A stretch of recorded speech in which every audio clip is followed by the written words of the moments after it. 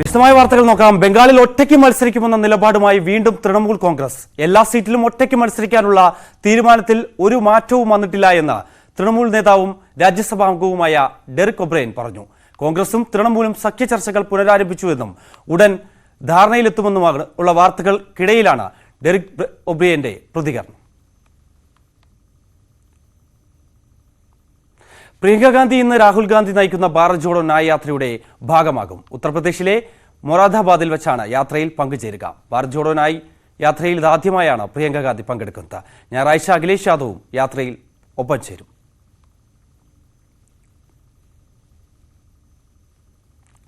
ഡൽഹി ചലോ March താൽക്കാലികമായി നിർത്തിവെച്ച് സംയുക്ത കിസാൻ മോർച്ച.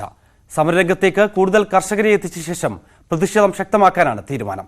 പഞ്ചാബ് ഹരിയാന അതിർത്തിയിലേക്ക് കൂടുതൽ കർഷകരെ എത്തിക്കുമെന്ന് നേതാക്കൾ വ്യക്തമാക്കി. സമരത്തിൽ പങ്കെടുക്കവേ മരിച്ച കർഷകർക്ക് നീതി ഉറപ്പാക്കും വരെ സമരം തുടരുമെന്നും നേതാക്കൾ അറിയിച്ചു. ബുധനാഴ്ച സമരത്തിൽ പങ്കെടുക്കുമെന്നതിനിടെ ശുഭൻ കരൺ എന്ന കർഷകൻ മൃതദേഹം സംസ്കരിക്കുന്നത് വൈകുകയാണ്. ഹരിയാന പോലീസിനെതിരെ കേസെടുത്തതിന് ശേഷമേ മൃതദേഹം സംസ്കരിക്കാൻ അനുവദിക്കൂ എന്ന നിലപാടിലാണ് കർഷക നേതാക്കളുള്ളത്. ഇതിനിടെ സമരത്തിൽ പങ്കെടുക്കവേ മരിച്ച കർഷകരുടെ എണ്ണം 5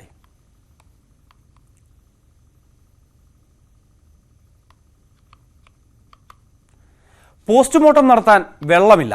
ബന്ധുക്കളും ആംബുലൻസ് ഡ്രൈവർമാരും ചേർന്ന് വെള്ളം കോരിയെത്തിച്ച് പോസ്റ്റ്മോർട്ടം നടത്തി. കായംകുളം താലൂക്ക് ആശുപത്രിയിലാണ് ഈ ദുരവസ്ഥ. ഇന്നലെ രാവിലെയാണ് സംഭവം. രാവിലെ 11 മണിയോടെ ആരംഭിക്കേണ്ട പോസ്റ്റ്മോർട്ടം നടപടികൾ ഉച്ചയായിട്ടും തുടങ്ങാത്തതോടെ ബന്ധുക്കൾ അന്വേഷിച്ചപ്പോഴാണ് കാര്യമറിഞ്ഞത്.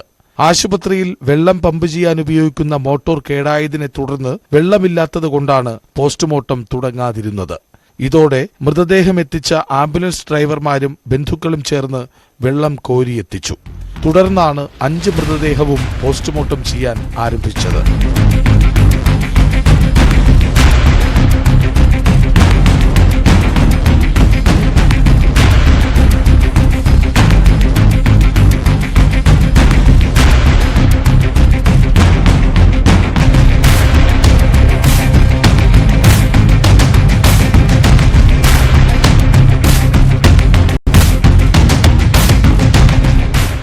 ഒടുവിൽ മോർച്ചറിക്ക് സമീപം മറ്റൊരു ടാങ്ക് വെച്ച് ആശുപത്രിയിലെ നിർമ്മാണം നടക്കുന്ന കെട്ടിടത്തിന് സമീപത്തു നിന്നും ഹോസിട്ട് ടാങ്കിലേക്ക് വെള്ളം സമാഹരിച്ചു. ഇതിൽ നിന്നും ബക്കറ്റിൽ വെള്ളം ശേഖരിച്ച് മോർച്ചറിക്കുള്ളിലേക്ക് ജീവനക്കാർ എത്തിച്ച ശേഷമാണ് 5 മൃതദേഹങ്ങളുടെ പോസ്റ്റ്മോർട്ടം പൂർത്തീകരിച്ചത്.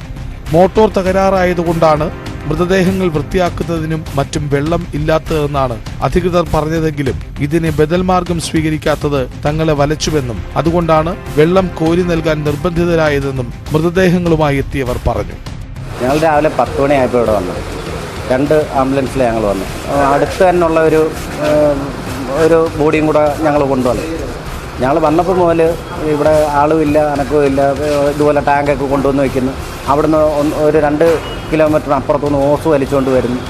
വന്ന് ഇതിനകത്ത് വെള്ളം പിടിക്കുന്നു. ഞങ്ങൾ പിന്നെ ബക്കറ്റിൽ നിന്ന് ഞങ്ങൾ വെള്ളം കോരിക്കൊണ്ടുവന്ന് കൊടുക്കുമായിരുന്നു. ബോഡി കഴുകാൻ മറ്റാവശ്യങ്ങൾക്കെല്ലാം ഞങ്ങൾ വെള്ളം കോരിക്കൊണ്ട് കൊടുക്കുന്നത്. ആംബുലൻസ് ഡ്രൈവർമാർ വരെയാണ് വെള്ളം കോരിക്കൊണ്ട് കൊടുക്കുന്നത്. ആ ഒരു അവസ്ഥയാണ് നമ്മുടെ ഗവൺമെൻറ് ആശുപത്രിക്ക് മൊത്തത്തിൽ. അത് വെള്ളമില്ലാത്തതിൻ്റെ കാരണം ഞങ്ങൾക്കറിയത്തില്ല. ഞങ്ങൾ നൂർനാട്ടിൽ വരുന്നത്, അതായത് പന്തളത്തിന് തെക്ക് പടനിലം നൂർനാട് എന്ന് വരുന്നത്. ഇത്രയും കിലോമീറ്റർ ഓടി വന്നിട്ടാണ് നമ്മൾ ഇതിനു വേണ്ടി ബുദ്ധിമുട്ടി ഈ വെള്ളമെല്ലാം കോരി കൊടുക്കുകയും മറ്റു കാര്യങ്ങളെല്ലാം ചെയ്തു കൊടുക്കും. ന്യൂസ് 18 കായംകുളം.